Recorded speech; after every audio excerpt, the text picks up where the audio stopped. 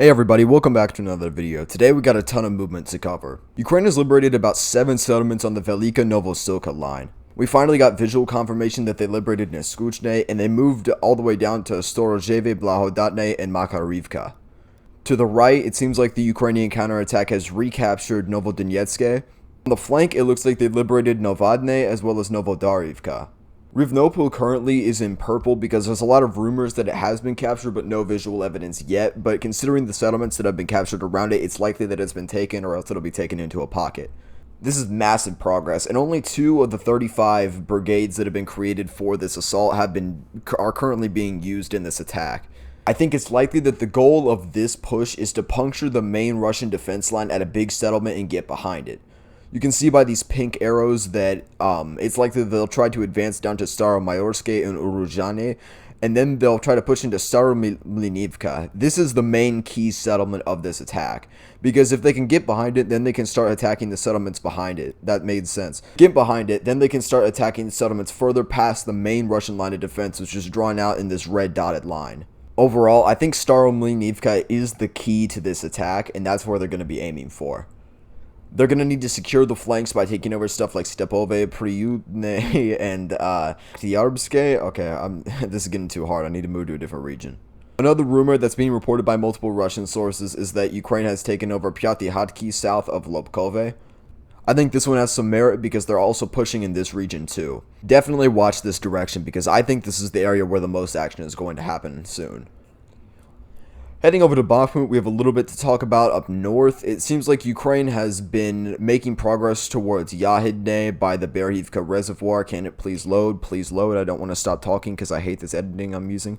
So they've also sent reconnaissance into Yahidne, which is big because it means that they've made it past the reservoir that they were stuck at for a bit because there's this little trench that's a little hard to push back in this area.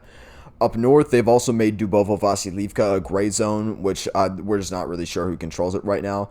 And they've also taken some land off of the Russian bridgehead by Zalizhnyansk, pushing it right back up to the settlement.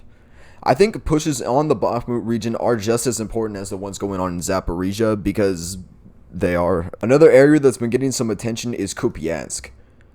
After the Russians flooded the Kakhovka Dam, it seemed the reason why they did it was because it seemed like Ukraine was going to launch a second offensive across the Dnipro River to draw the Russian reserves away from Zaporizhzhia. That's the main theory of what they were going to do, because if the Russian reserves are inside of Zaporizhzhia, then they can counter Ukraine's attempts to break through. But there's been a lot of increased Ukrainian troop activity up by the Kupiansk region. This has been reported by Russian and some Ukrainian sources as well. And people are thinking this is the new theory, that they're going to do what they were going to do at Kherson up near Luhansk by Svatove. It seems like Ukraine may try to draw the Russian reserves away from Zaporizhzhia up to Luhansk, because if they do that, then Ukraine will get a breakthrough south of Zaporizhzhia. And if Russia leaves their reserves all in Zaporizhzhia, then they're going to have a breakthrough in Luhansk. If they try to split them up, then Ukraine may take some of the new brigades they made in attack in Bakhmut. It's really uncertain right now, and that's what makes it effective.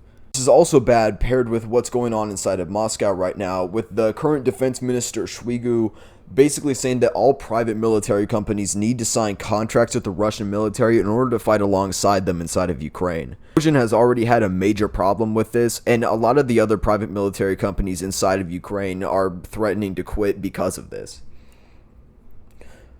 Overall, this is just good for Ukraine because the fracturing of the Russian army it's always a good thing for them. Alright, I hope the editing isn't too terrible. There's going to be a v.io watermark in the thing because I'm not home yet, but I will be home soon. And that's all I got for you guys. See you later.